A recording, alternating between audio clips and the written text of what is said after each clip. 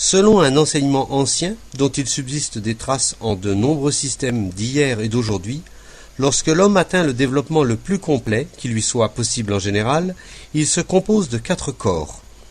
Ces 4 corps sont constitués par des substances qui deviennent de plus en plus fines, s'interpénètrent et forment 4 organismes ayant entre eux une relation bien définie, tout en étant indépendants, capables d'action indépendante. Ce qui permet l'existence de 4 corps, c'est que l'organisme humain, c'est-à-dire le corps physique, a une organisation si complexe qu'en lui peut se développer, sous certaines conditions, un organisme nouveau et indépendant, offrant à l'activité de la conscience un instrument beaucoup plus adéquat et plus sensible que le corps physique. La conscience manifestée dans ce nouveau corps est en mesure de le gouverner et elle a plein pouvoir et plein contrôle sur le corps physique. Dans ce second corps, sous certaines conditions, un 3e corps peut se former, ayant lui aussi ses caractéristiques propres. La conscience manifestée dans ce 3e corps a plein pouvoir et plein contrôle sur les 2 premiers. Et le 3e corps peut acquérir des connaissances inaccessibles aussi bien au second qu'au premier. Dans le 3e corps, sous certaines conditions, un 4e peut croître, qui diffère autant du 3e que le 3e du second et le second du premier. La conscience manifestée dans le 4e corps a plein contrôle sur ce corps lui-même et sur les 3 premiers. Ces 4 corps sont définis de façon différente par les divers enseignements. Gurdjieff traça le tableau reproduit sur la figure ci-dessous et dit « Selon la terminologie chrétienne, le premier est le corps physique, le corps charnel. Le second est le corps naturel. Le 3e est le corps spirituel. Et le 4e, selon la terminologie du christianisme ésotérique, est le corps divin. Selon la terminologie théosophique, le premier est le corps physique, le second est le corps astral, le 3e est le corps mental et le 4e est le corps causal, c'est-à-dire le corps qui porte en lui-même les causes de ses actions. Il est indépendant des causes extérieures, c'est le corps de la volonté. Premier corps, corps charnel, c'est la voiture, c'est le corps physique. Deuxième corps naturel, c'est le cheval, les sentiments, les désirs, c'est le corps astral. Le 3e corps, c'est le corps spirituel, c'est le cocher, le penser, le corps mental. Le 4e corps, c'est le corps divin, c'est le maître, le moi, la conscience et la volonté, c'est le corps causal. Dans le langage imagé de certains enseignements orientaux, le premier est la voiture, c'est le corps, le second est le cheval, les sentiments et les désirs, le 3e est le cocher, c'est le penser, et le 4e est le maître, c'est le moi, la conscience, la volonté. On trouve des parallèles ou des comparaisons de ce genre dans la plupart des systèmes qui reconnaissent en l'homme quelque chose de plus que le corps physique, mais presque tous ces systèmes, tandis qu'ils répètent sous une forme plus ou moins familière les définitions et les divisions de l'enseignement ancien, ont oublié ou omis son trait le plus important, à savoir que l'homme ne naît pas avec les corps subtils et que ceux-ci requièrent une culture artificielle, possible seulement en de certaines conditions, extérieures et intérieures favorables. Le corps astral n'est pas une implication indispensable pour l'homme. C'est un grand luxe, qui n'est pas à la portée de tous. L'homme peut fort bien vivre sans corps astral. Son corps physique possède toutes les fonctions nécessaires à la vie. Un homme sans corps astral peut même donner l'impression d'être un homme très intellectuel, voire très spirituel, et duper ainsi non seulement les autres, mais lui-même. Naturellement, c'est encore plus vrai pour le corps mental et le 4e corps.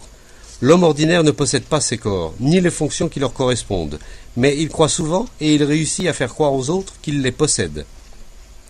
Les raisons de cette erreur sont en premier lieu le fait que le corps physique travaille avec les substances mêmes dont sont constitués les corps supérieurs, mais ces substances ne se cristallisent pas en lui, elles ne lui appartiennent pas. Et en second lieu, le fait que toutes les fonctions du corps physique sont analogues à celles des corps supérieurs, bien qu'elles en diffèrent naturellement beaucoup. Entre les fonctions d'un homme qui ne possède que son corps physique et les fonctions des 4 corps, la différence principale est que dans le premier cas, les fonctions du corps physique gouvernent toutes les autres. En d'autres termes, tout est gouverné par le corps, qui est à son tour gouverné par les influences extérieures.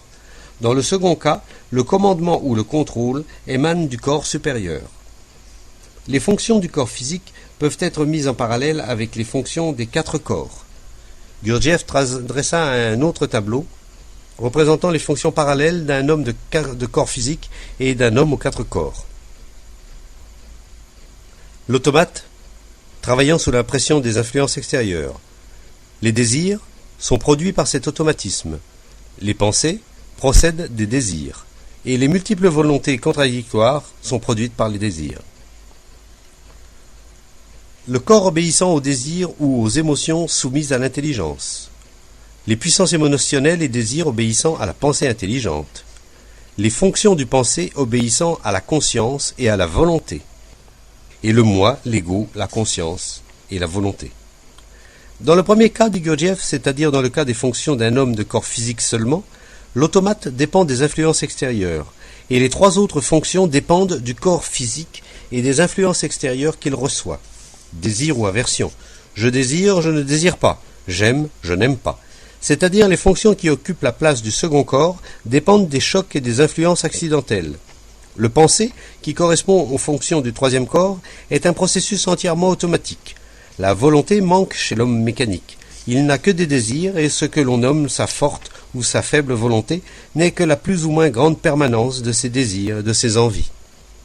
Dans le second cas, c'est-à-dire dans le cas d'un homme en possession des quatre corps, l'automatisme du corps physique dépend de l'influence des autres corps. Au lieu de l'activité discordante et souvent contradictoire des différents désirs, il y a un seul moi, entier, indivisible et permanent. Il y a une individualité qui domine le corps physique et ses désirs, et peut triompher de ses répugnances et de ses résistances. Au lieu d'un pensée mécanique, il y a la conscience, et il y a la volonté, c'est-à-dire un pouvoir non plus simplement composé de désirs variés, le plus souvent contradictoires, appartenant aux différents moi, mais issu de la conscience et gouverné par l'individualité ou un moi unique et permanent. Seule cette volonté peut être dite libre, parce qu'elle est indépendante de l'accident et ne peut plus être altérée ni dirigée du dehors. Un enseignement oriental décrit les fonctions des quatre corps, leur croissance graduelle et les conditions de cette croissance de la façon suivante. Imaginons un vase ou une cornue remplie de diverses poudres métalliques. Entre ces poudres qui sont en contact les unes avec les autres, il n'existe pas de relation définie. Chaque changement accidentel de la position de la cornue modifie la position relative des poudres. Si l'on secoue la cornue, si on la frappe du doigt, alors la poudre qui se trouvait en haut peut apparaître au fond, au milieu ou inversement. Il n'y a rien de permanent dans la situation respective de ces poudres, et dans de telles conditions, il ne peut rien y avoir de permanent. C'est une image fidèle de notre vie psychique. À tout moment, de nouvelles influences peuvent modifier la position des grains qui se trouvent en haut et faire venir à leur place d'autres grains de nature absolument opposée. La science appelle cet état relatif des poudres l'état de mélange mécanique. La caractéristique fondamentale des relations mutuelles dans cet état de mélange est leur versatilité et leur instabilité. Il est impossible de stabiliser les relations mutuelles des poudres qui se trouvent dans un état de mélange mécanique, mais elles peuvent être fondues. Leur nature métallique rend l'opération possible. À cette fin, un feu spécial peut être allumé sous la cornue. En les chauffant, il les fera fusionner les unes avec les autres. Ainsi fondues, les poudres se trouvent à l'état de composés chimiques. Dès lors, elles ne peuvent plus être agitées aussi aisément que dans leur état de mélange mécanique lorsqu'il suffisait d'une chiquenaude pour les séparer et les faire changer de place. Ce que contenait la cornue est maintenant devenu indivisible, individuel. C'est une image de la formation du second corps. Le feu, grâce auquel la fusion est obtenue, est le produit d'une friction, qui est à son tour le produit de la lutte dans l'homme du oui et du non. Si un homme ne résiste jamais à aucun de ses désirs, s'il est de connivence avec eux, s'il les flatte, s'il les encourage même, alors il n'y aura jamais de conflit intérieur en lui, jamais de friction et pas de feu. Mais si, pour atteindre un but défini, il combat les désirs qui se mettent en travers de son chemin, il crée de cette façon un feu qui transformera graduellement son monde intérieur en un tout. Revenons à notre exemple. Le composé chimique obtenu par fusion possède certaines qualités, un certain poids spécifique, une certaine conductibilité électrique, et ainsi de suite.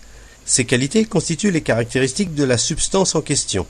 Mais si on la travaille d'une certaine façon, le nombre de ces caractéristiques peut être accru, c'est-à-dire qu'il peut être donné à l'alliage de nouvelles propriétés qui ne lui appartenaient pas primitivement.